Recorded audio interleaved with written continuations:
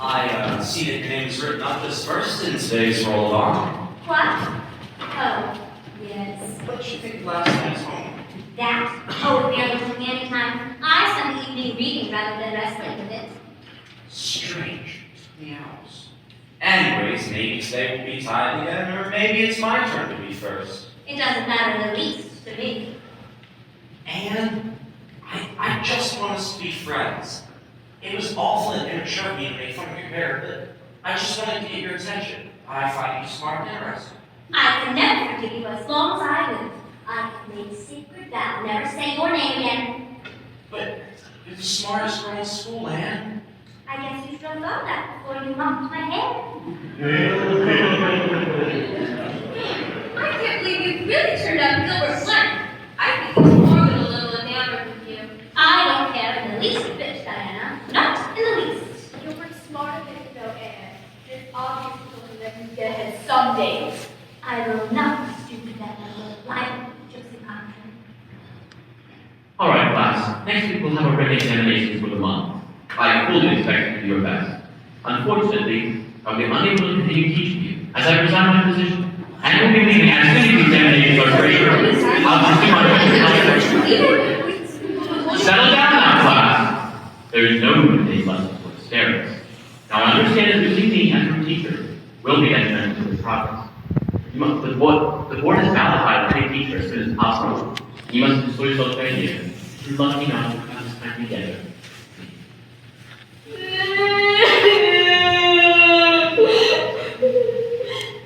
Well, I see some of you may struggle with your own misery-minded decision. You must clearly see how this is better for me. And I'm sure the new young people will guide you in your basic studies.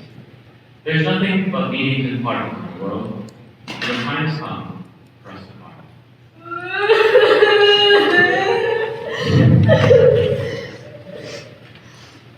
Well, now, I can see it's no use in studying when your emotions quite under control.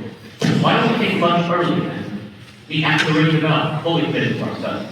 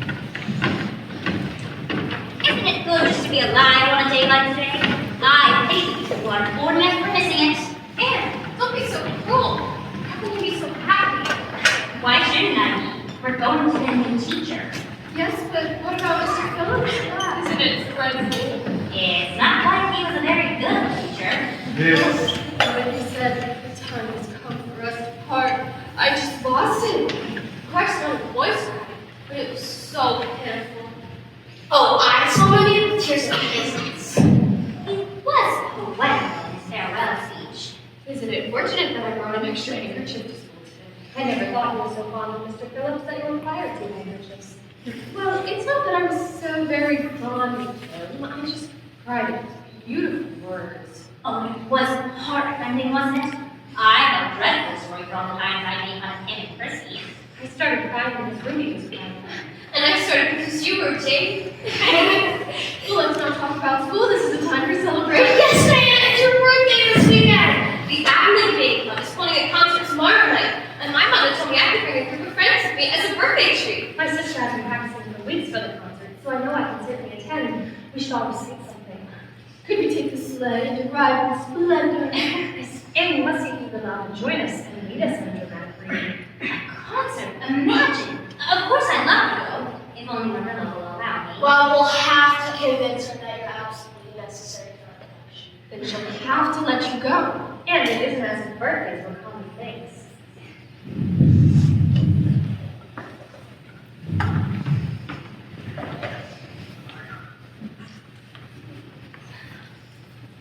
Hello.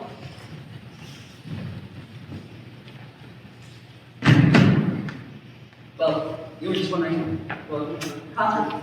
The Emily Club is beginning. I'll be there, but we have to convince Marilla that Anne should come. You should go, Anne. You're the best dramatic reader in this entire school. We'd be lucky to have you recite. True, Anne. You are. Here. Here's Dennis. Charlie Sloan! We all hope you'll be there, Anne. It'll be a fun time.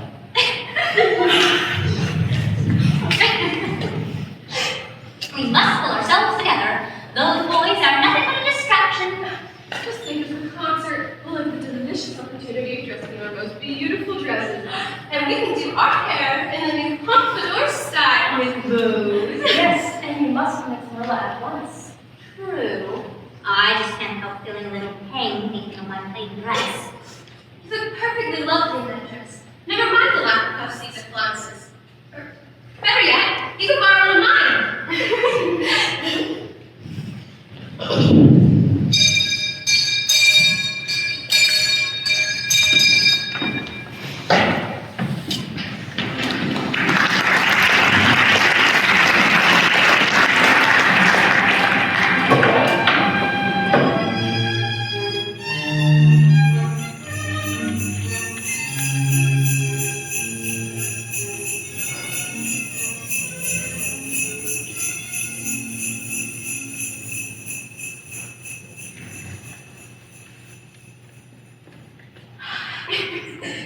Oh, wasn't it delightful to all be crowded into a big sled?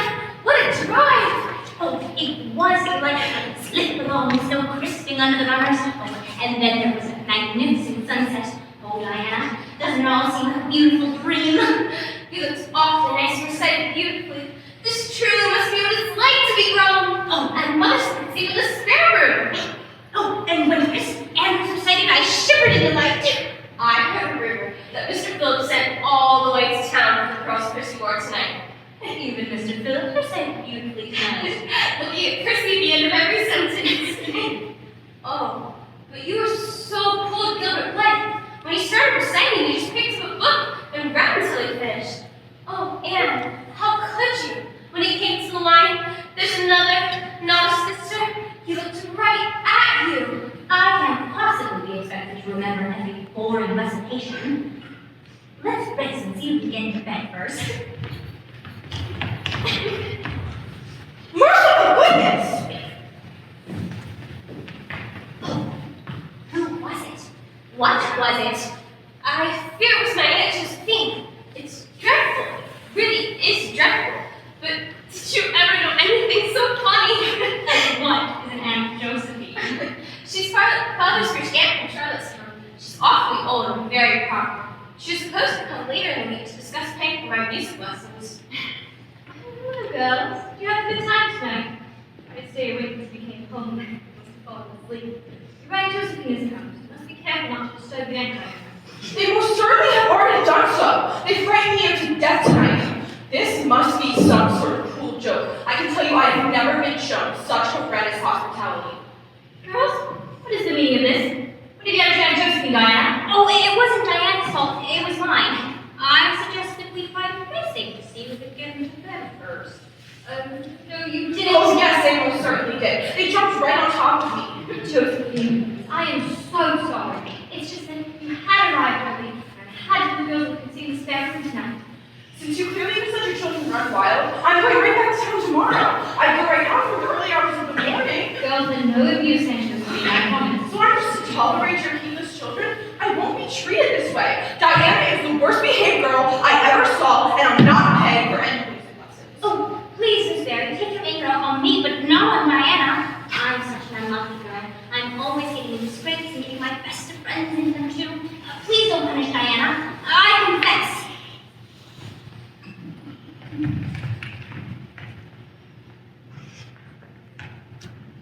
Who are you? I'm Anne of Green Gables. And what exactly, may I ask, are you confessing? Diana would never have thought to raise or jump on the bed, for she is a very ladylike girl, Miss Barry, so you must see how just it is to blame her. Oh, I must say, I rather think Diana did her share of jumping at least. I think you ought to forgive us, Miss Barry, or at least forgive Diana enough to have her music lessons. Diana's heart is set on them. Little girls never indulged in that kind of fun when I was young. You don't know what it is to be awakened out of a sound sleep by your little bouncing down with you. Well, there is outside of him. We didn't know there was anyone in that bed, and you nearly scared us to death. And then we didn't get to sleep in the spare room, though we had been promised. I suppose you are used to sleeping in the spare room, but just imagine you're a poor little orphan girl who had never had such an honor. I'm afraid my imagination is a little rusty. I dare say your claim to sympathy is just as strong as mine. That's what would have been enough of sickness and woman. Agreed. But only if this fascinating thing will come visit and talk to me occasionally. I can only imagine the stories you would tell. Only if you promise to share your stories as well. But first, I must know, will you forgive Diana? I think perhaps I will. I've made up my mind to stay even longer simply for the sake of getting better from you and girl. You amuse me, and at my time in life, an amusing person is a rarity. Oh, it's splendid to find out there are so many of us kindred spirits in the world.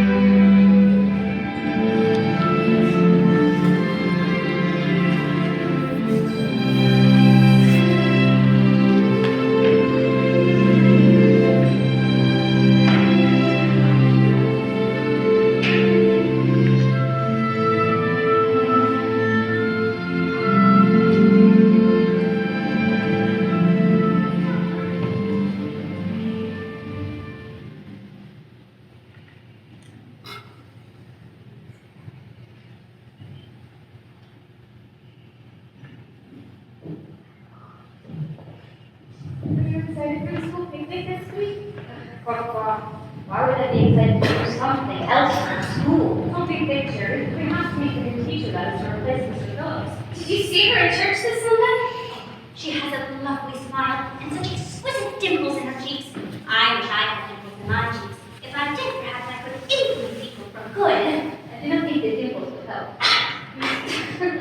But I'm alright. She cannot be any worse than most of the widows. At least she isn't Mr. Superintendent Bell. No one is boring Superintendent Bell. Who cares about teachers and superintendents? It's practically summer. I dare you, Ruby, to go climb that tree and grab an apple. But that tree is infested with that green caterpillars. What? These? You are not afraid of these attacks, are you? No, but I took your my mother's shine to my new dress. See, told you to do it. Of course I can do it. Just you watch. You tried for me! Don't fall, you can't watch it. She gets sick with it. And that's being fine, Josie. Anyway, what's about the dad for Josie? I dare you to, cross the street using the old rope bridge. But you know there's a hex on it. Come on, you don't really believe that old wives' tale, do you? That's just something we tell us as kids. To convince us it's not funny. I don't know. Just a little dangerous. Oh, come on, Ruby. You know he's such a stick in the mud. Oh, you're certain it's not hexed?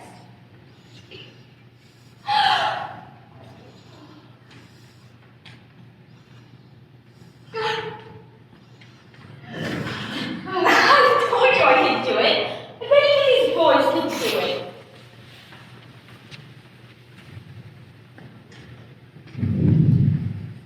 You know, she may be miserable to be around, but at least she has a natural gift for walking road bridges. I must admit, I admire some of her skill.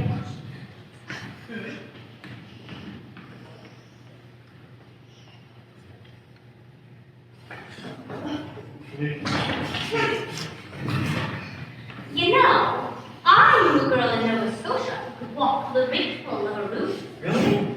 I don't believe anybody could walk a ridgepole. You couldn't anyhow. Couldn't I? And then I dare you to do it. Oh, I'm never going to be able to Matthew and Marilla. Now hold on a minute, Anne. This is dangerous.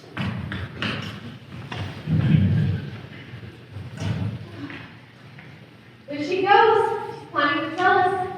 Oh, don't do it, Anne! You'll follow me down! Never mind, Josie Pie! It isn't fair to dare anybody to do anything so dangerous. I must do it. My honor is at stake. I shall walk that bridge full Diane, or perish in the attempt. If I am killed, you are to have my girl be reign. There she's on the roof. What's your goodie, Anne? Ah, look at her, she's green. She looks like Christmas decorations. You're a little old to be mocking someone for their hair color. Look, she's doing it. She actually just might.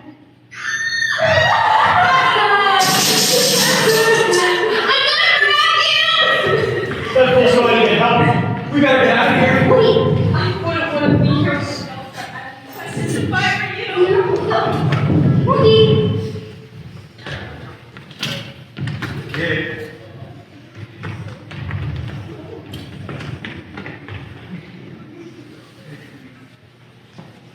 You know, it's a good thing you fell off on the north side of the roof. If you'd fallen off on the other side, Diana would have inherited that probate ring for sure. What did I land on? Virginia creepers. Can you put any weight on it? Not hardly. Just leave me, Henry. I'll be fine until Maddie comes. Oh, it's all right. I'll see. Gilbert, Are you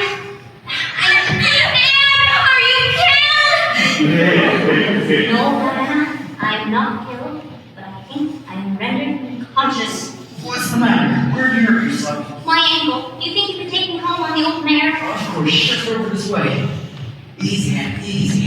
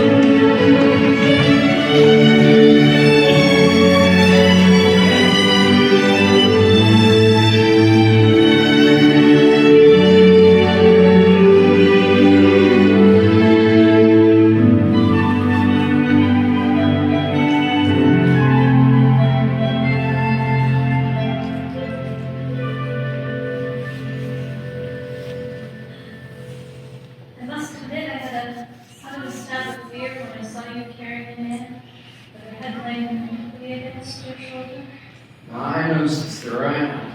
She's become very dear to me. Very dear indeed. She just brightens up the place, you know. I'm afraid she's become dearer to me than anything else already. Watch out now, Marilla. You're starting to sound just like her. She sounds just like who? Oh, nothing now. Mind your own business. How's your ankle today? It's nothing but a sprained ankle, Marilla. It's healing. You're an unlucky child. There's no doubt about it. As you said, you're healing.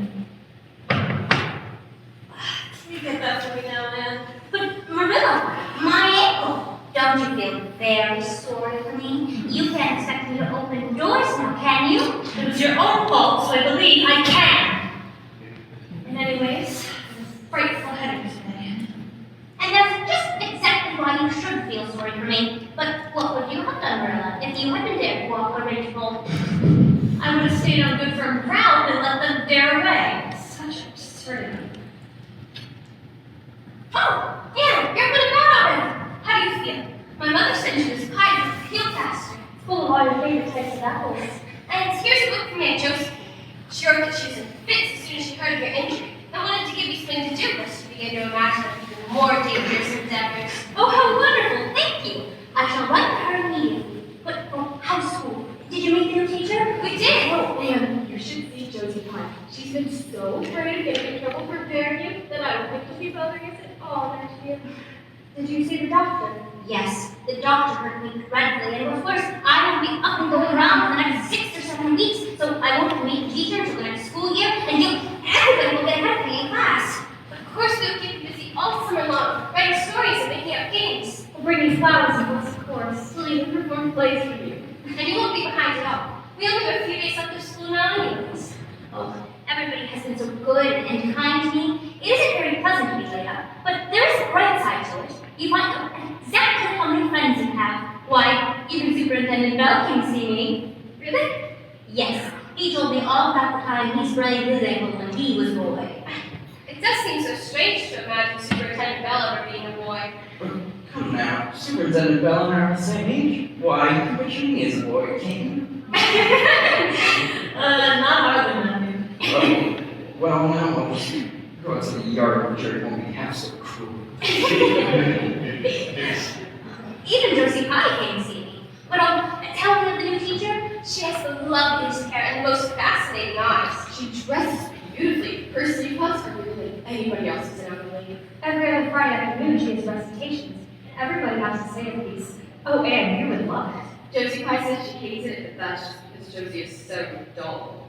Next week, the last day of school, she's going to take us into the woods for a field day. And we're going to study ferns and flowers and birds. Oh, I heard. Mrs. Lynde says she's never heard of such going on, and it all comes of having a lady teacher. But I think I shall find that Miss Stacy is a kindred spirit. Oh, Anne, that reminds me. We're going to have a guest over to tea tomorrow. What? Really? Oh, tell me, Marilla. Yes, Anne, it's Miss Stacy. She wants to come over and introduce herself properly to you. Although don't say a word of it to Matthew. You know, he's frightened to death. Oh, no, I'll be as secret as the dead. Will you allow me to make a layer cake for the occasion? I don't know, man. Your ankle is making it pretty hard for you to get around. Come now, Marilla, don't be unfair. Fine, you may make a layer cake. Oh, thank you. Oh, Diana, Ruby, Jane, isn't this all so exciting? You're going to love her, and I just know it. What do you think you should serve? Oh, Marilla and I have a busy day ahead of us, I assure you. But I just don't hold my layer cake. Oh, what if it shouldn't be good? It'll be good, all right. That piece of cake you bought a week ago was perfectly elegant. Yes, but cakes have such a terrible habit of turning out badly just when you especially want them to be good. Let us know how it goes, Anne.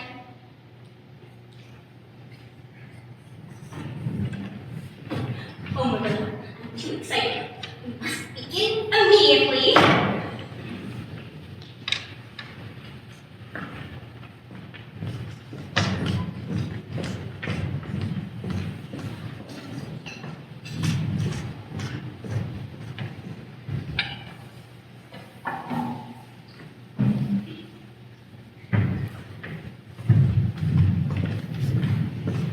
Anne, dear, you look tired. Did you get enough sleep last night? Oh, Marilla, I was too excited to sleep. I better sit down this terrible cold coffee by surprise.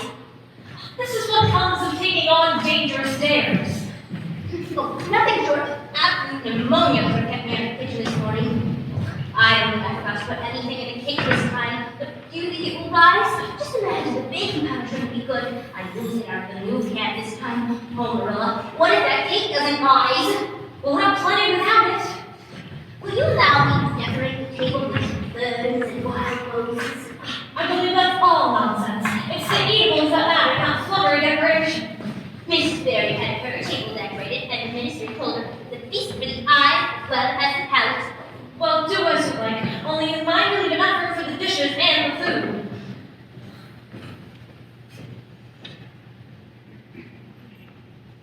All of this is for us? Well, no, not exactly. Jerry, help me in the garden and cut the ferns and wild roses, won't you? Now, Matthew, we're to have a guest over to tea today. I might gather as much. It's nothing to concern yourself with, just a new member of town. Well, now, Marilla, there's no one new in town except Matthew, this is important to Anne. you know very well I get nervous with, well, people like her. You need women? Exactly. You should have seen Anne. Sick and as in pain as she is, she's been in the kitchen working since the break of dawn. I don't mind going outside until after the party. You would miss the chance to see Anne and the teacher she's spoken of nonstop since Mr. Phillips left. I'm sure Anne will tell the story mighty clearly. Matthew, don't you think you could do this for her? And for me? Fine, Marilla, but just for her. Anne, come check your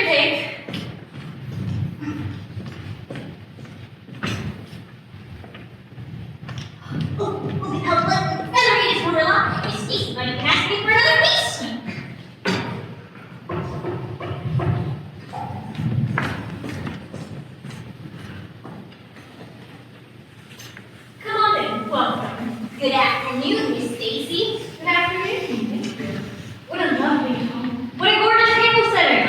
It's Anne's doing. She's got a flair for the dramatics. Miss Cuthbert, all of this looks too tasty for words. Matthew, please join us and bring Anne's cake to the table. Thank you, Matthew and Marilla, for bringing over the tea today. Oh, absolutely. Anne said nothing but speak of you since hearing of your arrival. Well, Anne, I hear you to be one of my top students.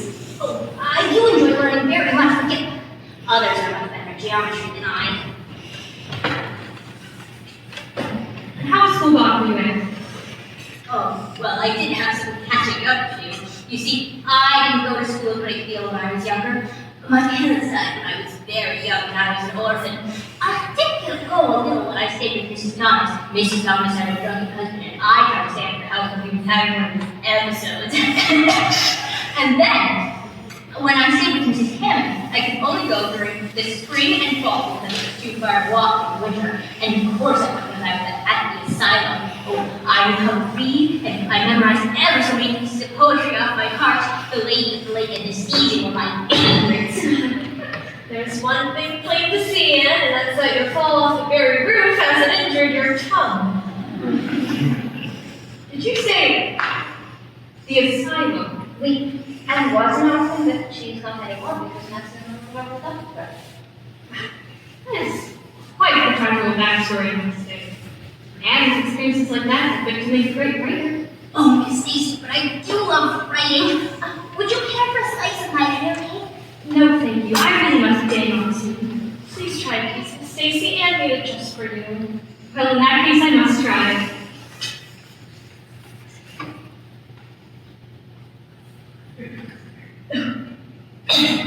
And Shirley, what art did you put into this cake? Why, nothing but what Murphy said. Oh, isn't it all right? Oh, right, it's simply horrible. What flavor did you use? It must have been the baking powder. I had my suspicions about that baking powder fiddlesticks. Where's the bottle of vanilla you used? Mercy on us, Anne. You flavored the cake with anodyne liniment. I broke the lid bottle last week and poured what was left into an old empty vanilla bottle. For pity's sake, Anne, why couldn't you have smelled it? I couldn't. I had such a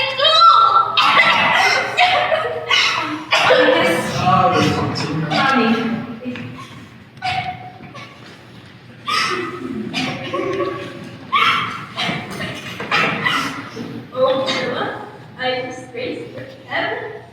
Every person always been pointed out that the girl who flavored the cake with anodyne liniment. Oh, I can never look at Miss Stacy in the face again. Just imagine she thinks I tried to poison her. Well, Mrs. Midden told me a North girl who tried to poison her benefactor once. Oh, Marilla, won't you tell Miss Stacy I'm sorry? Rosie comes up and tell him yourself. Your little girl, you must have cried like this. Why is all this one mistake that anybody might make? Oh, no. It takes me to make such a mistake. And I have that cake so nice for Miss Stacy. Yes, I know, dear. Trust me when I say I appreciate your thoughtfulness and kindness just as much as if it had turned out all right. Oh, Marilla, isn't it nice to know that tomorrow is a new day with no mistakes in it yet? Oh, I'm not sure you will be, but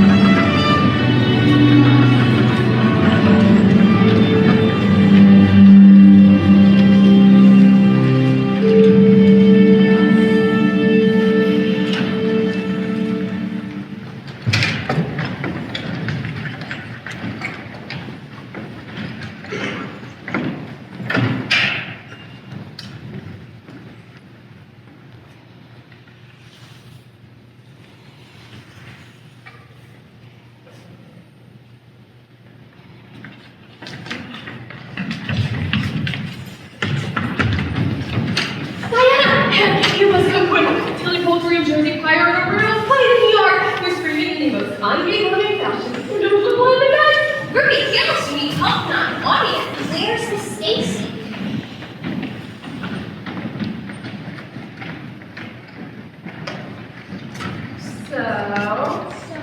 Well, what happened? What did she do? Well, we are speaking of Pye yet. That I can tell you. Oh my, what happened? Julia Bell told me that Josie Pye told her that when I got up to recite at church, my hair bone made her think of chicken jerky instead. And when I confronted her about it, she began clocking at me. I suppose she's no longer feeling remorseful for nearly killing me last spring. Oh, I knew it. You got everyone like, not just Ruby. Excuse me? Who are you talking to?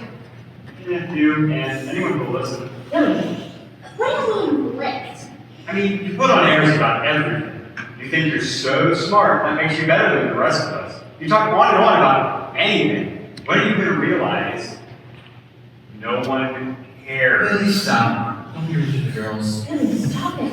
See, this is what I mean. You all defend her, and for what? She's just a gangly, ugly girl with red hair.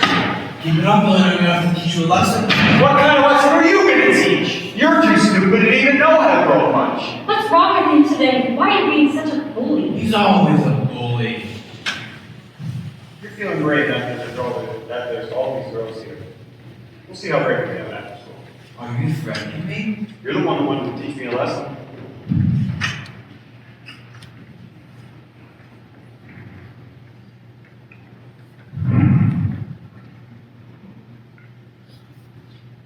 Gilbert, hi. Hi, Billy. Can I sit there?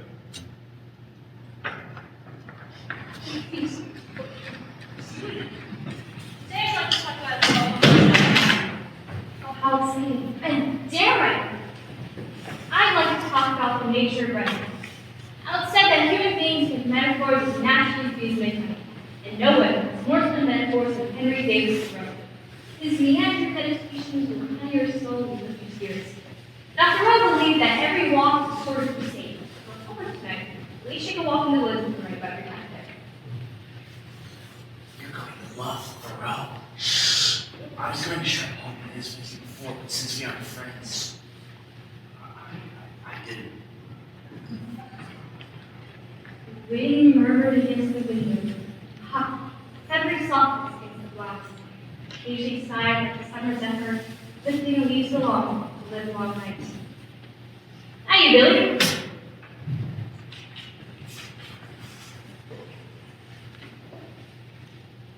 The mouse has made its home in the snug alley inside. The owl has lain in the hollow tree in the depth of the swamp. The rabbit, the squirrel, and the fox have all been out. You, Gilbert? The watchdog has lain quiet on the hearth, and the cattle stood silent in their souls. Very nice. How you, man? The earth itself has slept as it were its first, not its last sleep, save when some street sign or woodhouse door has been creaked on its hinge, cheering forlorn nature at her midnight work. Oh, Miss Stacy is writing! There's so much scope for the imagination! I agree, Anne. Why don't you all go outside and let our imaginations become inspired by nature?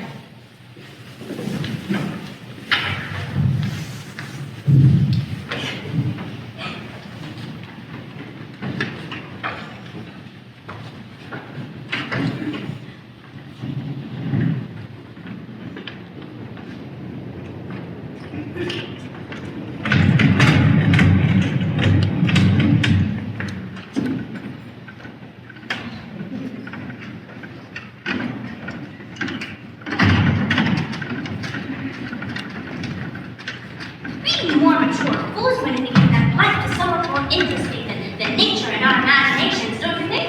If we're not careful, what else are we going to get? I can't wait to be mature. I can tell photo by the time I'm 15. Ruby Gillis, you think of nothing but bows. You're actually delighted when anyone writes your note that take notice, for all you pretend to be so mad. So, how else am I supposed to vote by 15 if I'm not getting noticed now? I mean, you could believe what happened with Josie Pye today. Who could ever say and do such awful things? It's just dreadful and shameful. No boy will ever put her name up on the take notice board now. I fear this is uncharitable speech, and Miss Stacy says we should avoid making uncharitable speeches. And since I simply can't mention Josie Kreider without making an uncharitable speech, I shall never mention her at all.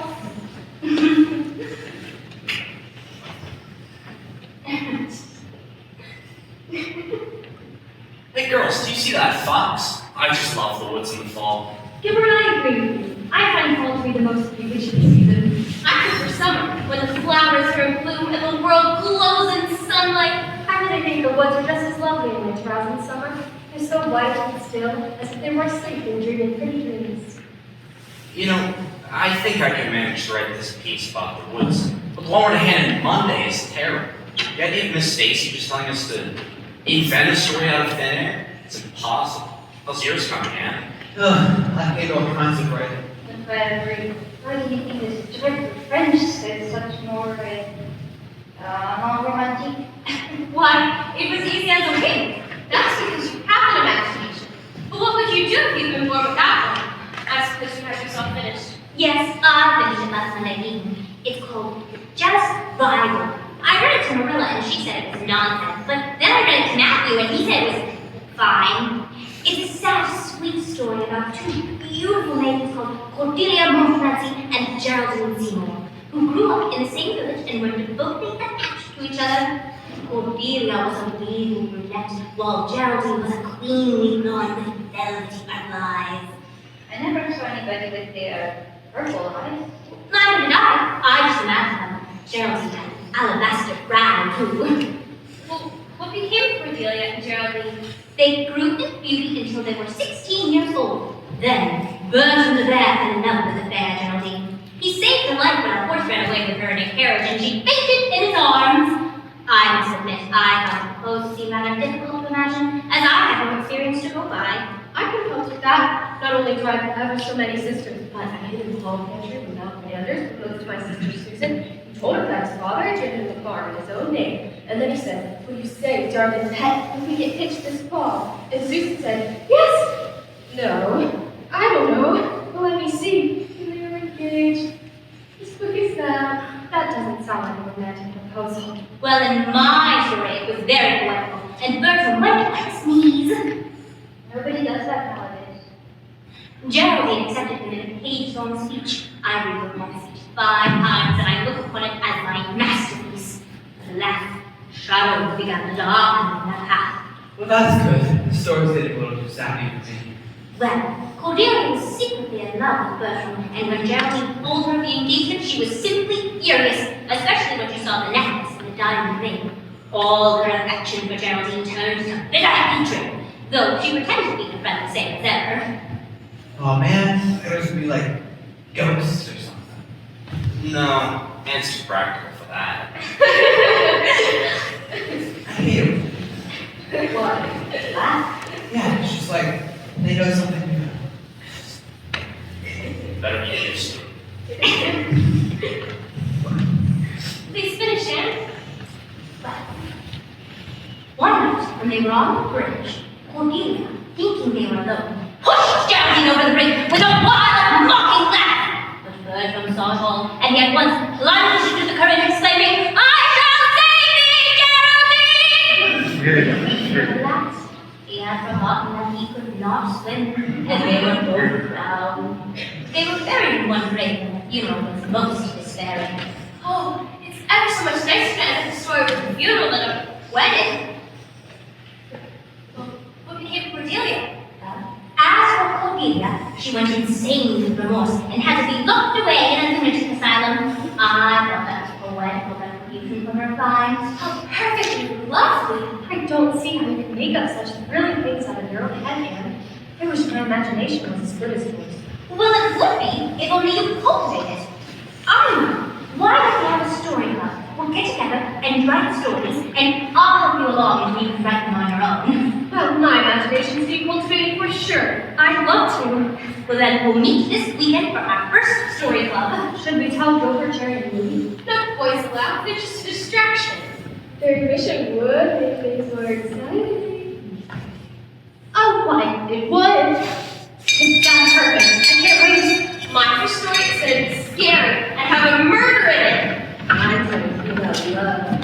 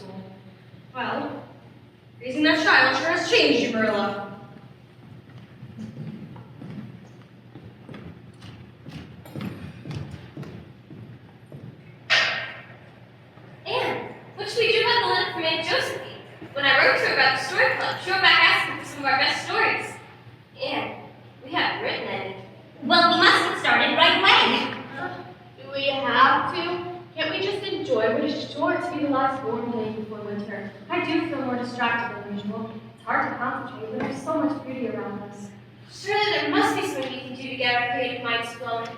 Do you have any ideas, Anne? I know. Why don't we go down to the pond and dramatize Elaine and Lancelot? That should get us in the spirit. But isn't the pond getting a little cold for us? Well, we won't actually get in the water, will we? We'll just use Mr. Bear's boat to send Elaine and Lancelot after she dies of a broken heart. Oh, isn't Camelot so romantic? I do regret that I haven't enjoyed the Camelot. Me too, Jane. First, one of us must pretend to be Elaine and get in the boat. Then we'll push the boat up and it will look down the dock. The rest of us will race ahead of you and await to see the lily maid as Lancelot, Guinevere, and Joaquin. Of course she must be Elaine. I would never have courage to go down there. Nor I. To lie down and pretend I was dead. I'm not really afraid. Of course it would be romantic, but I know I couldn't be still. I'd be popping up every minute or so. And you know it, that would spoil the effect. But it's so ridiculous to have a red-haired Elaine. Ruby auntie Elaine because she is so fair and has such long, lovely golden hair. Now, a redheaded person cannot be a lily maid. Your complexion is just as fair as Ruby's. And your hair, it's ever so much darker than it used to be. Do you think so? Do you think it could be called Auburn or Diana? Yes, and I think it's real pretty. Well, all right. I'll be Elaine. Oh, Ruby, you must be King Arthur, and Jane, you'll be Guinevere, and Diana must be Lancelot. But first, we must haul the barge all its length in blackest sunlight. That old black dog your mother's on me, just the thing, Diana.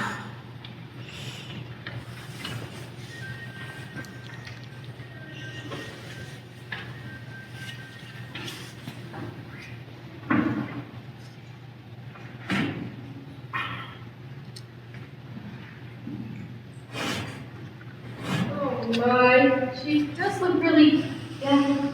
Are you sure it's all right to act like this? Mrs. Lynch's play acting is abominably wicked. Ruby, you shouldn't talk about Mrs. Lynn. It spoils the effect. This is supposed to be hundreds of years before Mrs. Lynn was born.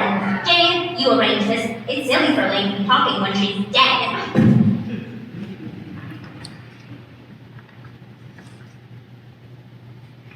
Now, we must find her a lily, or any flower will do.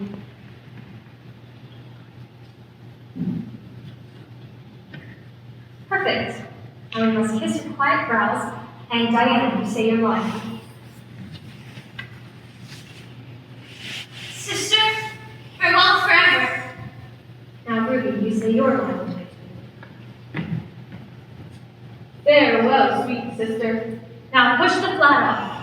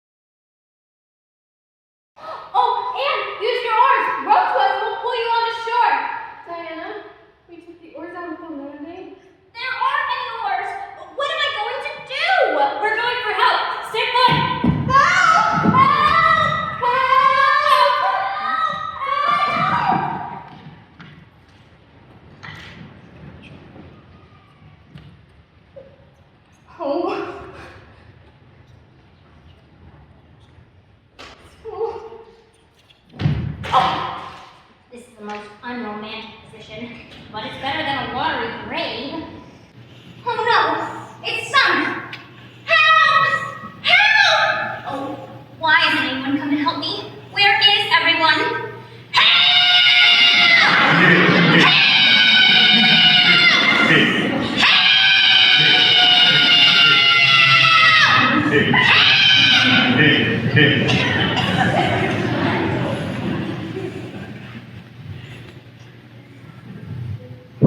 Hey, Shirley, how on earth did you get there?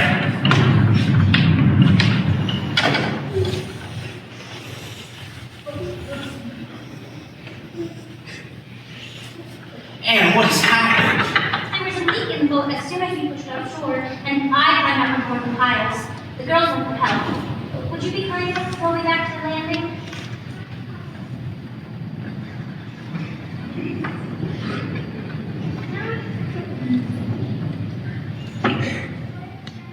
I am very much obliged to you. Now, Anne, wait a minute. I'm awfully sorry that I made fun of your hair, but I didn't mean to vex you. I only meant it as a joke. Let's be friends. No! I shall never be friends with you, Gilbert Blythe, and I don't want to be. Well, fine. Then I'll never ask you again, and I don't want to be friends either.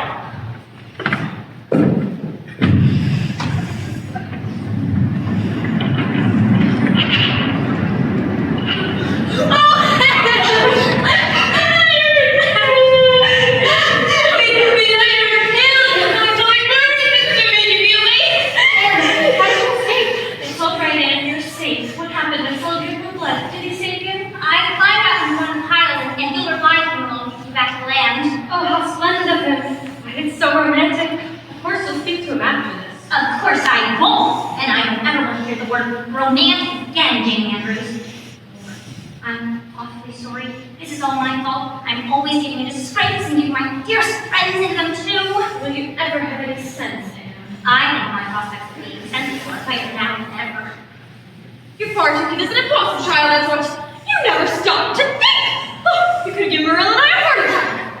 Well, I've learned a new and valuable lesson here today. There's no use trying to be romantic here now. I think you shall soon see a great improvement in me in this respect for enough. I'm sure I hope so. Come on, girls.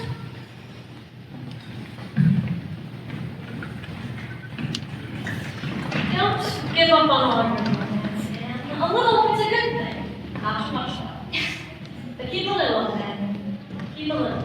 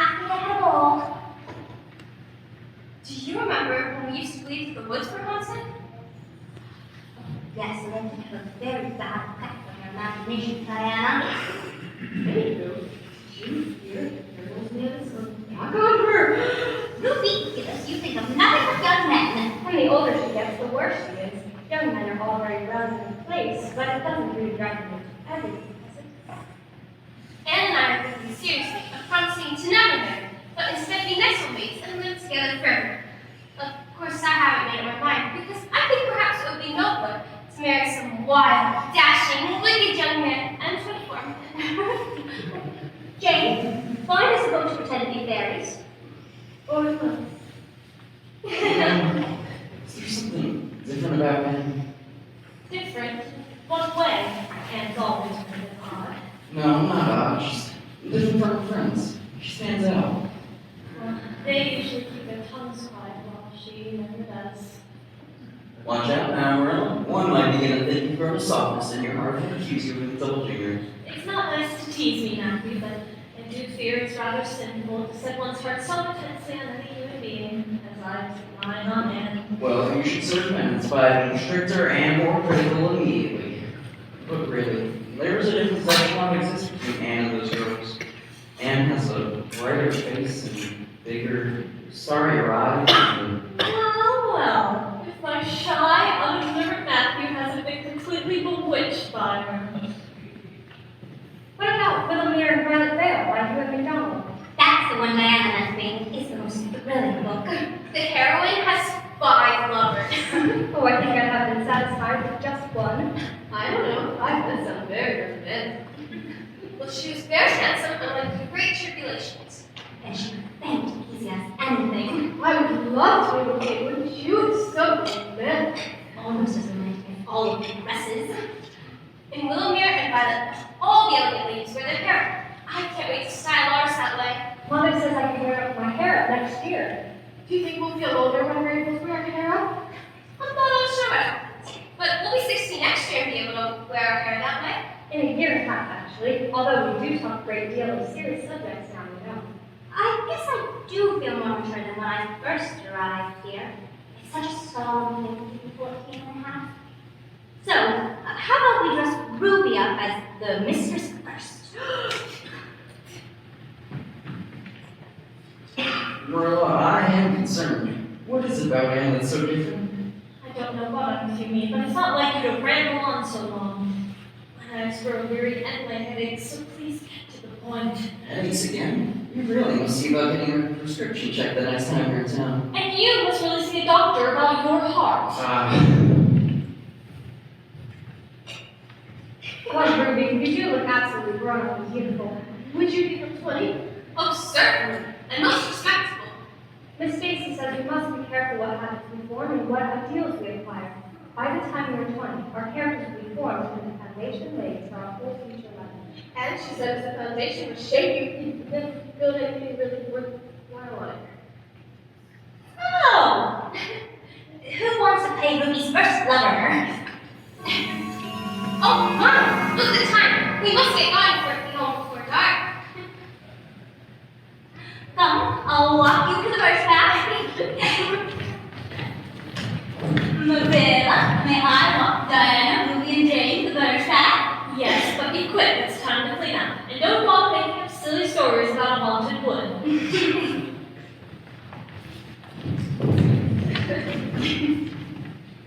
And put your scarf on, it grows cold out in the evenings.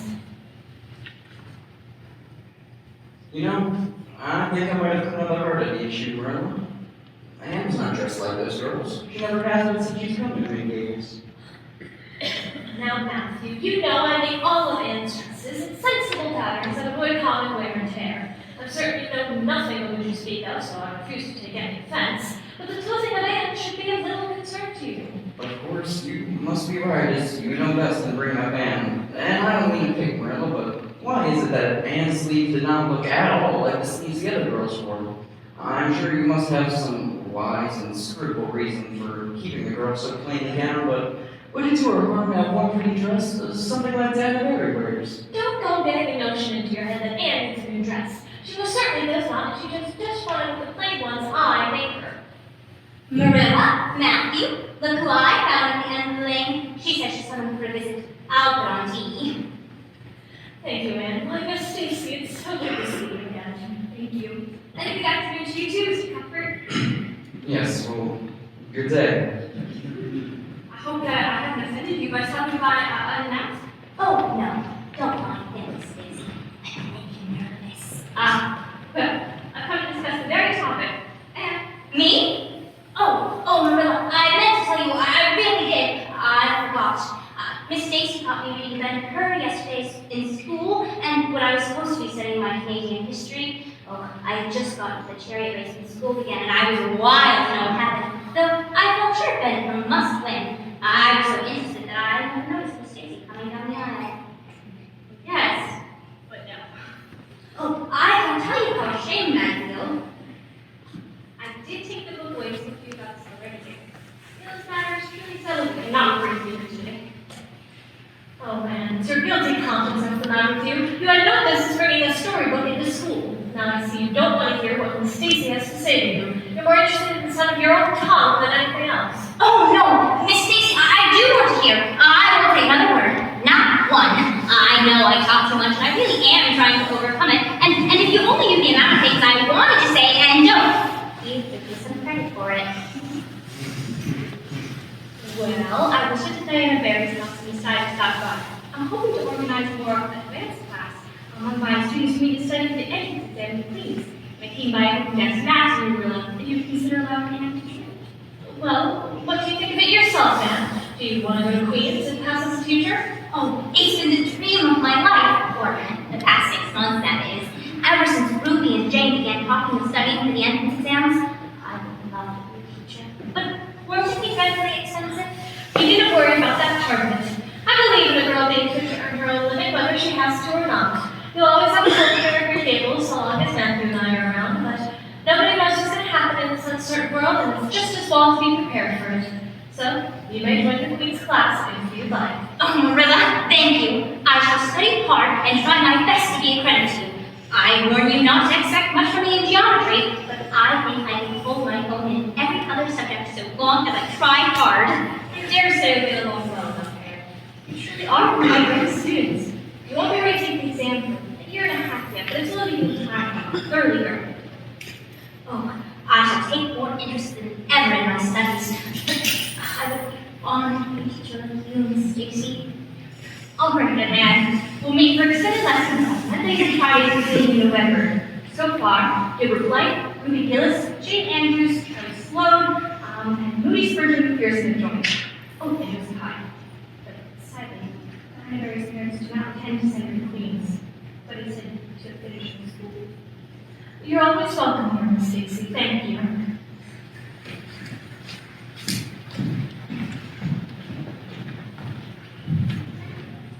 Oh, Anne, this is wonderful news. This is nothing short of a calamity. Never since the night on which Minnie had proved have Diana and I been separated from anything. But Ruby and Jane will be there studying to be teachers, and Gilbert Blight is historically employed. I don't think he's studying to be. I don't have any idea what Gilbert Blythe's ambition in life is. If he has any.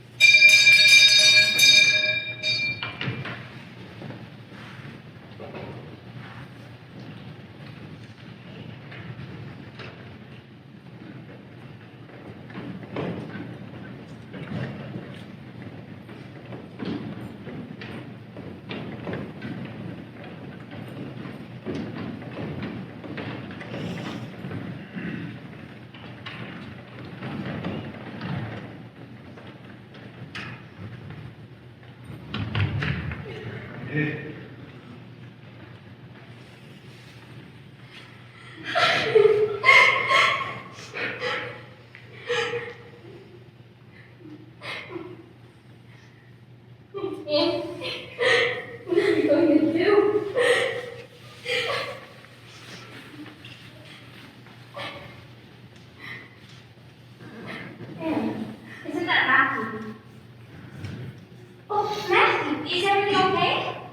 I'm older than I once was, and my heart just has these spells. I'm fine.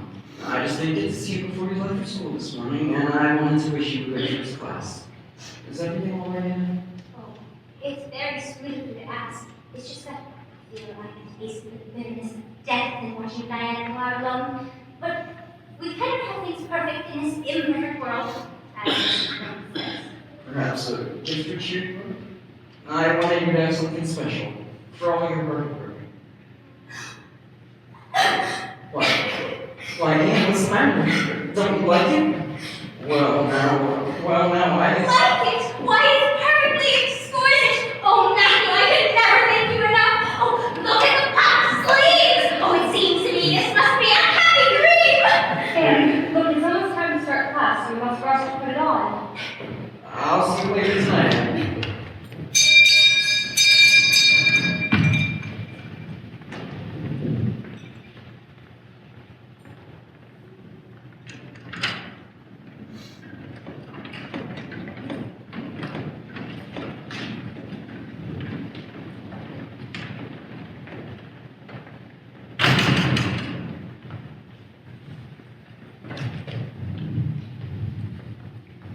So who do you think's gonna be first in class? Gilbert or Anne? I do want to say Anne, but Gilbert is so smart, too. Oh, thanks for me. Unfortunately, I wouldn't be surprised if it was Anna. She's much better, right? Well, I'm sure you'll succeed. You're so good at geometry. As long as I don't have to worry about being the first in the class, it's good to have her be here to help me study to be a teacher. I have planned to devote my whole life to teaching and never marry. Really? You never married? It just doesn't seem very practical to me. You're paid salary for teaching, but a husband won't pay you anything, and growls at class for sharing bread and butter money. Oh. Well, I only expect to teach for 2 years after I turn Queen, and then I intend to marry. Isn't that a smart plan, Gilbert? I suppose that's what you want. Well, I'm just going to college for education's sake. I'm going to have to earn my own living since my parents have plenty of money. Of course, it's different for Anne since she was an orphan with on charity. Short hustle. That's not fair. And that's not charity anymore. Really? Won't you be relying on the charity of the Cuthberts to improve the queens? It's not really charity if she's a family. I'm gonna be a minister. Well, you couldn't be anything else with a name like that to live up to. Very especially innocent. Remember what Miss Tracy said about the importance of character, and the warning she gave us about picking up bad habits. Well, I know we politics. It's never politics. Be careful with that, Charlie. You're too honest. Yeah, it's really the grass is get into politics than it is anybody. And was the lovely gift Matthew's given you. It was wonderful. Why, I think we're both a year older already. I think in a dress. A beautiful dress. Like I said, about charity. But never mind that. Gilbert, doesn't Anne love in your new dress?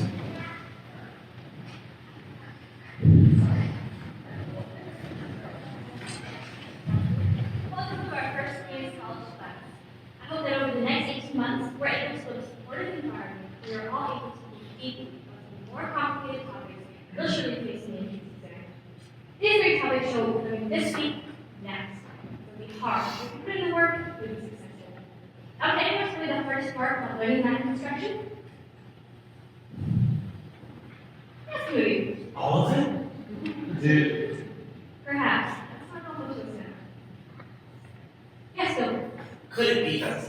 My darling Diana, I resolved to write you every evening after our Queen's lessons. I promise you shouldn't miss a single moment of what is going on. Today, Maddie surprised me after school with the dresses, puff sleeves, and was made in the very latest fashion. To think, Maddie must have had this dress made without saying a word. I wonder if Marilla knows. I would think it may say that the color complements my skin tone perfectly. I think it even makes my red hair look tolerable. But I've promised myself I won't dwell on my looks. I have vowed to myself that I shall be first in the Queen's study class. I must come before Gilbert in order to show everyone that I don't care at all what Gilbert thinks. Oh, Diana, class was dreadfully long without you there to laugh with me. Your closest bosom friend, Anne.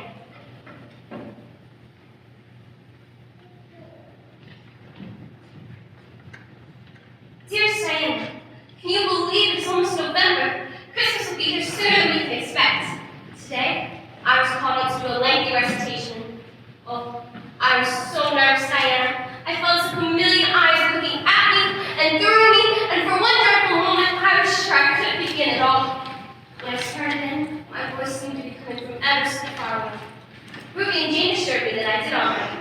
But it's not the same without you here, is it?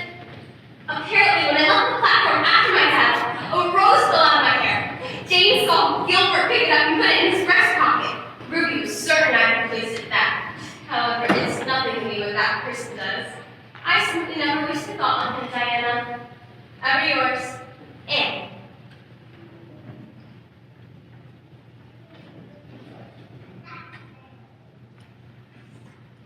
Dear Diana, isn't winter time simply magical? I'm having the hardest time focusing during class with all the beautiful green and white.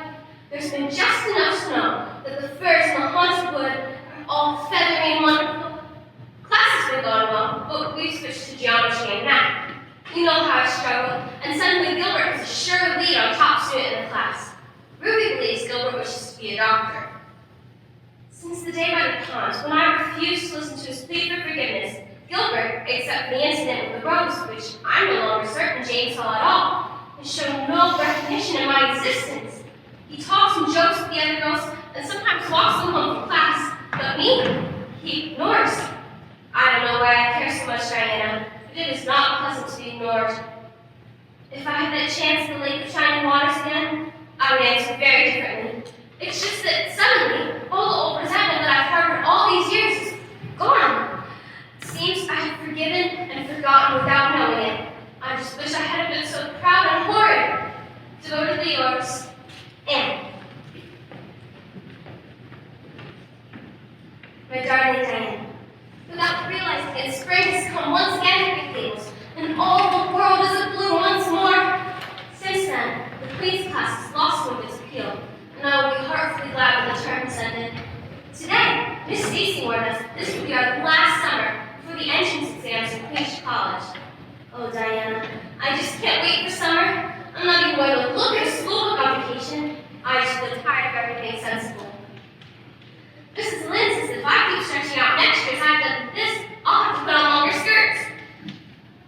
It won't do to believe it. The fairies then, so I'm going to believe in them with all my whole heart this summer. Oh, Matthew's heart has been bad, and the doctor says he must be careful to avoid excitement and not do any heavy work. We might as well tell Matthew not to breathe is not to work. Ever yours, Anne. Diana, I must admit that while I wholeheartedly enjoyed our good summer, when I brought my books down from the attic, I missed my good old friends. I'm glad to see their honest faces once more. Yes, even geometry. The entrance looms over each of us in the Queen's study class and causes our hearts to sing each time Miss Stacy mentions it. Last night, I had a nightmare where I found myself staring miserably at pass lists of the entrance exams, where Gilbert Blythe's name was blazing at the top, and it was mine did not appear at all. Marilla also commented recently that I've changed. I don't chatter on incessantly or use nearly as many big words. But I don't know. I don't want to talk as much. There's so much to learn and do and think that there isn't time for big words. Besides, Miss Stacy says the short ones are much stronger. She makes us write all our essays as simply as possible. It was hard at first, but I've got used to it now, and I see it so much better. Yours faithfully, Anne. Diana, we've only 2 months before the entrance, and I'm not sure I'm going to make it. We've studied hard, and Miss Stacy has drilled us thoroughly, but we may get through for all that. We've each got a stumbling block. Mine is geometry, of course, and Jane's is Latin, and Ruby and Charlie's is algebra, and Josie's is arithmetic. Moody Spurgeon says he feels it in his bones he's going to fail in English history. I wish it was all over, Diana. It would be a disgrace to fail, especially if the others passed. Yours, Anne.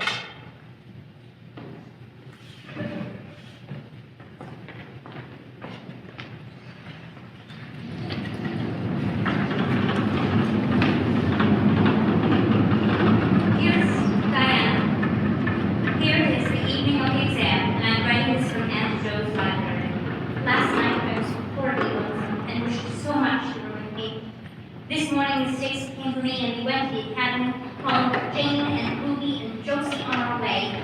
Ruby asked me to feel her hands and they were as cold as ice. Josie said I looked as if I hadn't slept a wink, and she didn't believe I was strong enough to stand the grind of the teacher's course even if I did get through. There are still times when I don't feel that I've made any headway in learning to laugh Josie high. When we reached the academy, Moody's Bertram was sitting on the steps muttering away to himself.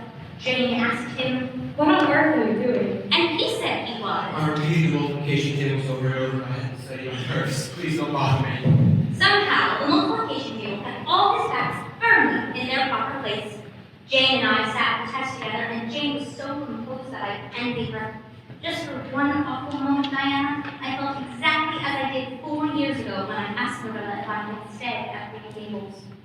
After the test, Moody said he knew he had failed in history, and I'm born to be a disappointment to my parents. he was going home on the morning train, and It'll be easier to be a carpenter than a minister anyway. how he wished he had been with us. Yours purple, Anne. And girl, is everything alright? You do look terribly unwell. Oh, Aunt Joe, I'm spreading letters to Diana and worrying over my exams. I'm sorry that it's been a year to come to you. Now, you shouldn't worry so much. With the letters Diana wrote, you came out just splendidly in the practice exams. Yes, but those exams didn't make me nervous. Well, now, there's no point worrying about it. You can't change it in the past, and you'll just have to wait patiently for the pass list. How do you think you'll fare? Oh, Aunt Joe, you sound very much like Marilla. I think I'll fare pretty well in everything except geometry. But, oh, you're right. I can't waste time worrying over something I cannot change. I have a fairly good feeling that you'll pass alright. Well, I'd rather not pass at all than not come up fairly high on the list. I want to pass high for Matthew and Marilla's sake, especially Matthew. He's been going around saying I could beat the whole island, and I couldn't bear to see the look of disappointment in his eyes. Oh, my sweet girl. You might surprise yourself yet.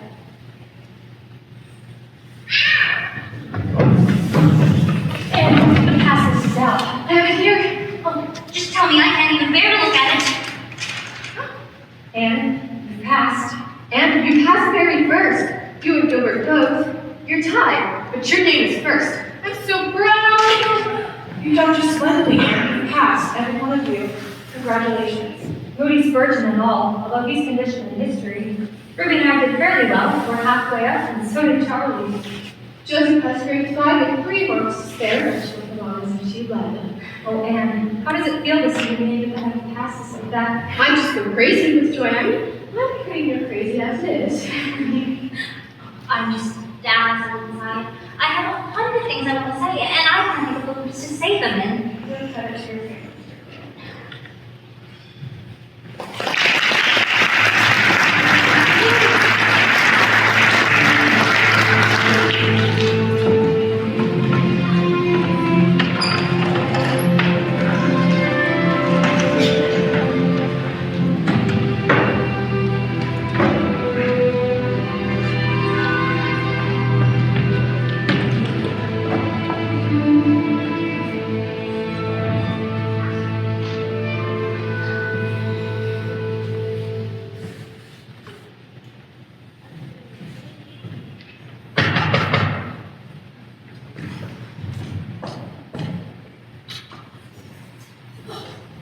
When you wanted to aid me, Marilla, I just knew there was something wrong here, Green Gables. I put you this basket and came straight over to help.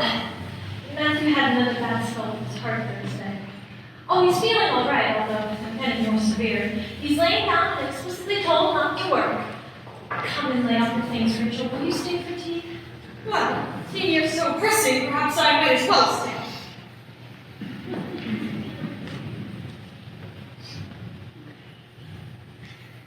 I must say, your aunt's turned out to be a real smart girl. She must be a great help to you. She is. She's real steady and reliable now. I used to be afraid she'd never get over her feather-brained ways, but she has, and I wouldn't be afraid to trust her with anything now. Oh, well, I never would have thought it when I met her 3 years ago. A lawful heart, shall I ever forget that temper of hers? Oh, that night, I said to Thomas, I said, mark my words, Thomas. Marilla will live to rue that step she just took. Oh, but I was mistaken, and I'm real proud of it. I ain't too proud to admit that I made a mistake, but it isn't no wonder for an odd or unexpected or wish of a child there never was in this world. It's nothing short of wonderful how she's improved these past 3 years. Oh, and I hear congratulations are in order. Oh, Mrs. Lynde, I passed, and Manheim first, or one of the first, that is. Oh, I wish she's prepared hard, and I'm just so grateful the tests are over. Well, I always said it. I knew you could keep them all easy. You did do very well, I must say, Aaron. I just guess she has done well, and far be it for me to be backward in saying it. Your credits must say that's what, and we're all proud of you. Oh, Marilla, thank you. I don't feel you ought to be so kind to me. It's making it harder every day knowing I will soon leave. And where are you off to today, Anne? Looking so pretty. And dressed for a concert at the White Sands Hotel. They put something together to aid the Charlottes if possible, and our Anne has been asked for a sight. Yes, Matthew and I are quite proud of her.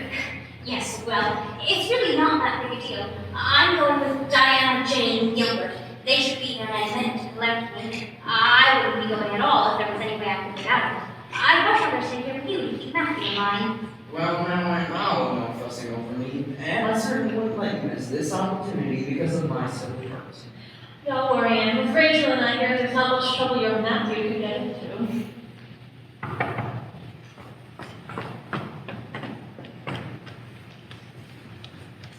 Oh, Diana, Jane, how lovely you both look. And it's a pleasure to see you, Gilbert. And you, Anne, you look quite well tonight. Do you think? Oh, Diana, what do you think? Should I put on the pearly necklace Matthew brought for me from town last week? Oh, I know you love to see them on me. Oh, Anne, this makes so stylish about you. You hold your head with such an air. Marilla, are you feeling orange? You look unwell. I was just thinking about Anne. She's going to be such a big girl, and she'll be away from us next winter. I couldn't help but think of the little girl I used to be. And I was wishing she could have stayed that little girl, even with all her queer ways. She's grown up now, and she's moving away, and she's so tall and stylish, and so...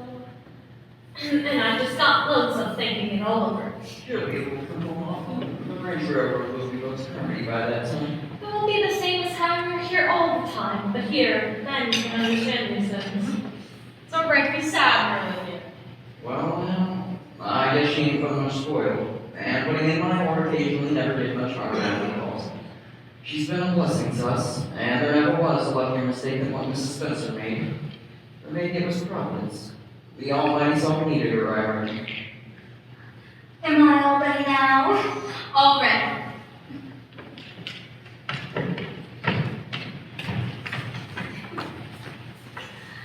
Come on in and look at our elocutionist, Marilla. She looks neat and proper. I like that way of fixing up her hair. Although I suppose she'll ruin that dress driving over, and it looks most too thin for these damp nights. I told Matthew so when he bought it, but there's no use in saying anything to Matthew nowadays. Time was when he used to take my advice, but I would just buy things for him regardless. Mind you keep your skirt clear of the wheel, man. I wonder if it eased you down in my dress. Not a bit of it. It is perfect tonight, and there won't be any difference. Oh, Diana, Jane, I love you both so dearly. But, Diana, I don't know what I'll do when I go into town next month. I'll miss you so terribly. Matthew? Matthew, what's wrong? Matthew, are you sick? He's fainted. Run for Jerry, quick! He's in the morgue. Have him get the doctor! Marilla, is everything okay? What's happened? Jerry, get the doctor quick now! What's wrong with him?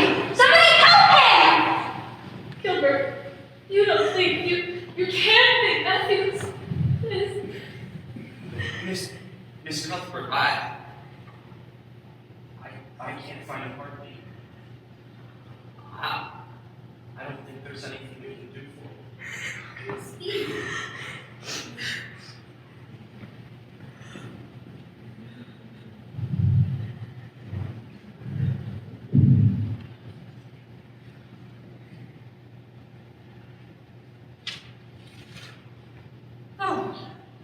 Oh, Marilla must have been distressed.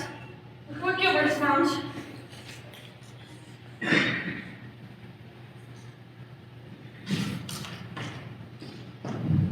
This is an account of the failure of the Abbey Bank. I don't understand. That's the bank which Matthew kept all of his money. Seems he lost it all. If it makes it any better, his death was instantaneous.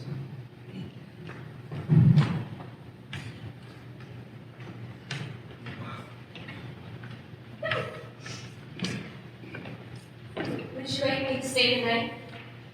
Thank you, Diana. I think you won't misunderstand me when I say I want to be alone.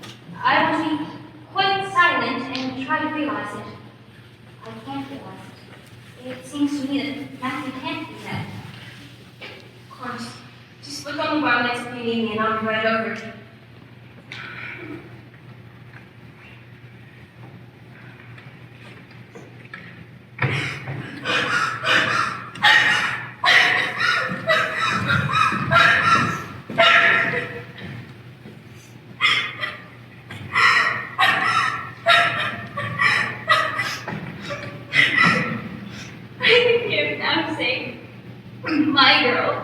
My girl that I'm proud of. I just don't know how he can go. There, don't cry so dear. I can't bring him back. He's such a good brother to me, but God knows best. Oh, just let me cry, Marilla. Stay here a little while longer and keep your arms on me so. I couldn't let Diana stay. She's kind and good and sweet, but it's not her sorrow. It's our sorrow. Yours and mine. Oh, Marilla, what would we do without him? We have each other now, Anne. I don't know what I'd do if you weren't here. If you never came. Oh, Anne, I know he can be strict and harsh with you, but you mustn't think I can love you as well as Matthew. I want to tell you now all I can. I love you as if you were my own flesh and blood. You've been a joy and comfort ever since you came to Green Gables.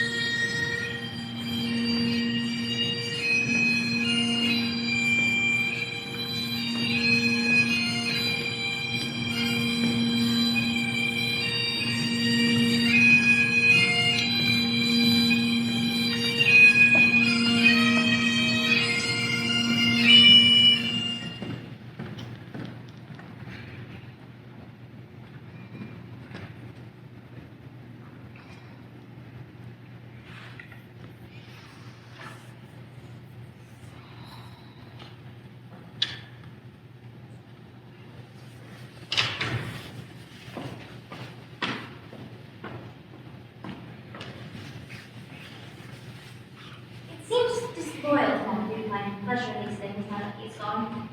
I miss him so terribly, and yet today Diana said something funny, and I found myself laughing. When it first happened, I never thought I'd be able to laugh again. It somehow seems as if I oughtn't to. When Matthew was here, he liked to laugh.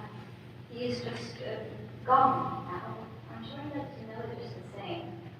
I was down at the graveyard this afternoon and planted a rose bush on Matthew's grave. It was a little white rose bush his brother, his mother, got over from Scotland long ago. He always liked those bushes best. It made me feel glad I planted for him. I must check on Marilla. She gets a little again twilight. She'll leave her going forward to college, or won't.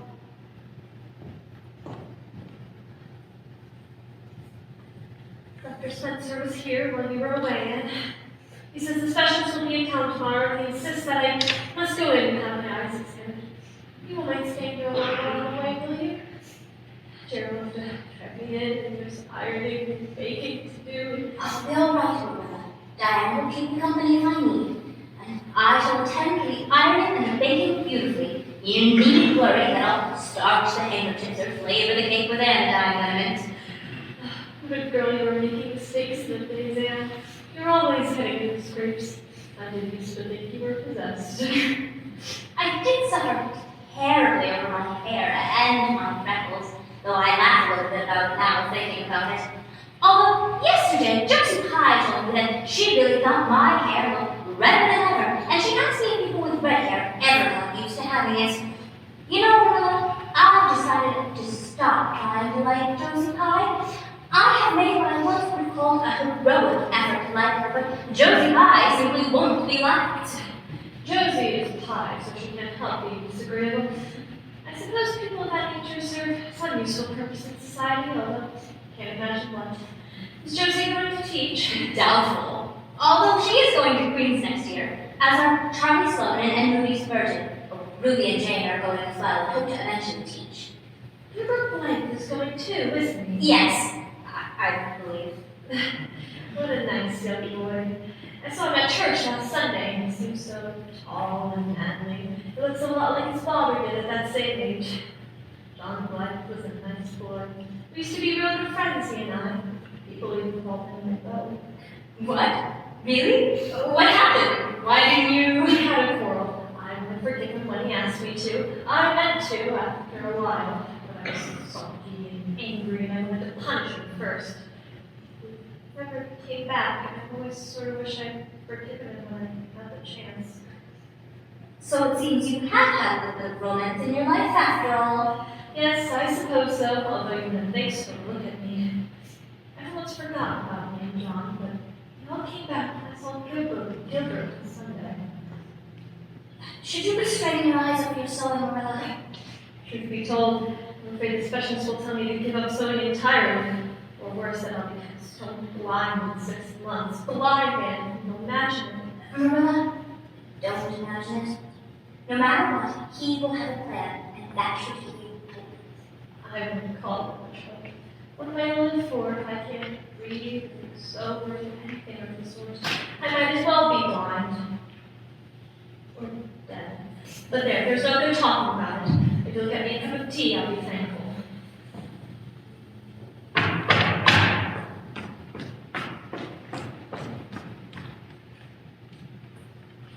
Good afternoon, Miss. My name is Mr. Sadler from Carmody. Here to speak, Miss Marilla Cuthbert.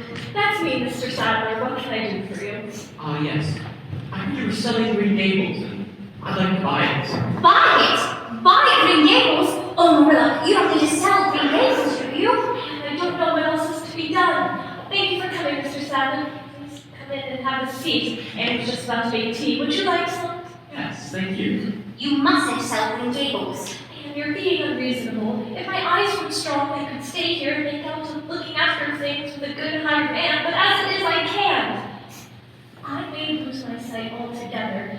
Oh, I never thought I'd live to see the day where I had to sell my home. Every cent of our money was in that bank. Miss Lynn advises me to sell the farm and board with her. It won't bring much, but it'll be enough to cover your tuition. I'm sorry you weren't able to come to on your vacation. Should I come back at a more opportune time? No, it's okay. I'm sorry, Marilla, but you can't sell Green Gables. Oh, Anne, I wish I didn't have to.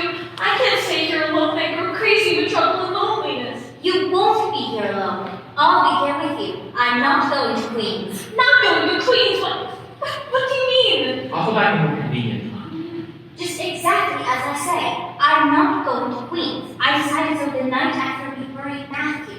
Now, let me tell you my plans. Mr. Barry said he would rent the farm for next year, so you needn't worry about that. And I'll find work with Nellie over in Carmody. I'll board home and drive over to Carmody and back. I have it all planned out for Marilla, and I'll read to you and keep you cheered up, and we'll be real happy here together. You and I. Oh, man, I could get on real well if you were here, I know, but I can't let you give it up so for me. Nonsense! Nothing could be worse than giving up Green Gables. Nothing could hurt me more. I'm not going to Queen's, and I am going to stay here and nanny. My mind is quite made up, Marilla. But your ambitions. I am just as ambitious as ever.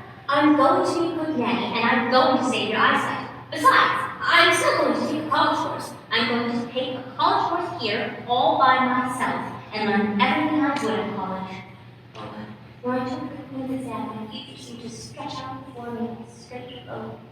Now there's just a bend in it. I don't know what lies around the bend, but I'm going to believe the best does.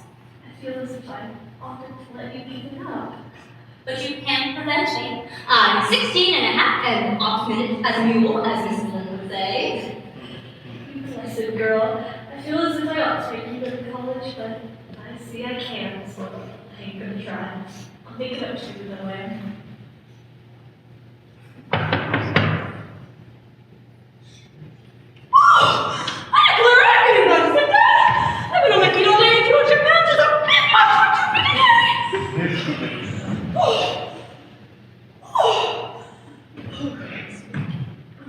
Oh, Ed, I've heard you've given up your notion of going to college.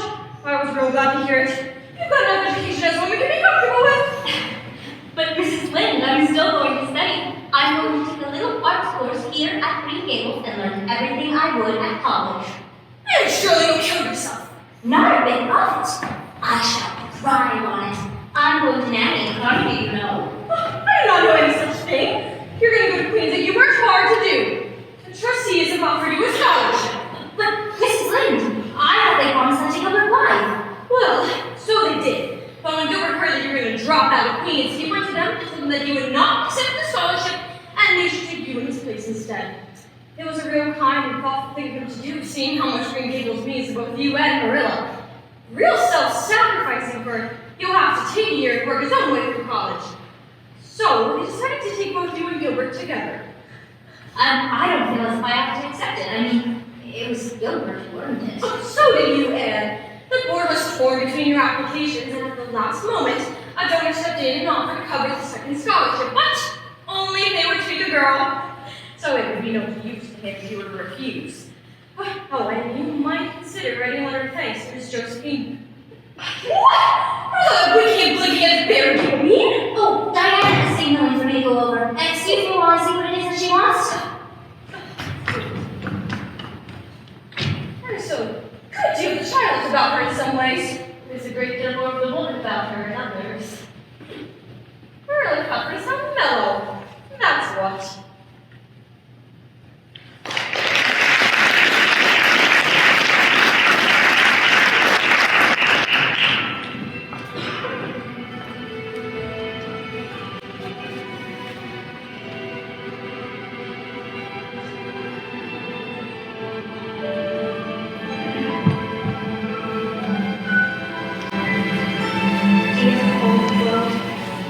Certainly are lovely, and I'm glad to be alive with you. Gilbert! Gilbert, I wanted to thank you for fighting for me to get the scholarship. It was very good of you, and I want you to know that I appreciate it. It wasn't particularly good of me at all, and I was pleased to be able to do you some small favor. Tell me, have you really forgiven me for my old fault? Are we going to be good friends after all? I forgave you the day by pond landing, though I didn't know it then. I've been sorry ever since. Oh, and we are going to be best of friends. You've thwarted destiny long enough. You know, I believe that we can help each other in many ways. You're going to continue your studies, aren't you? So am I. Come, I'm going to walk you home.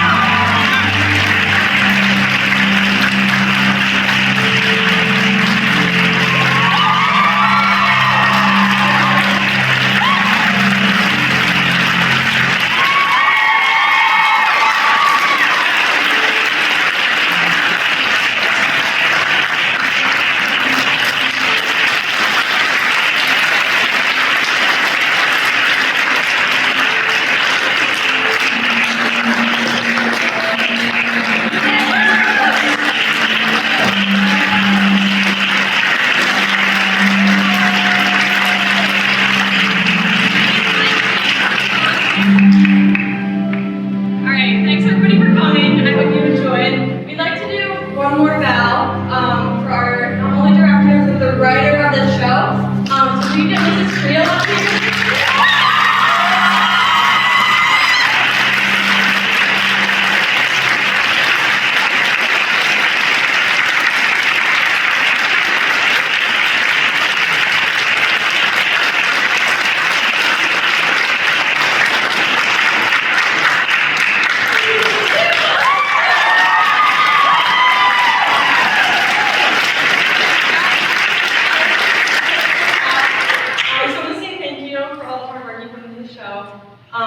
We've all loved being a part of it, so take your bow.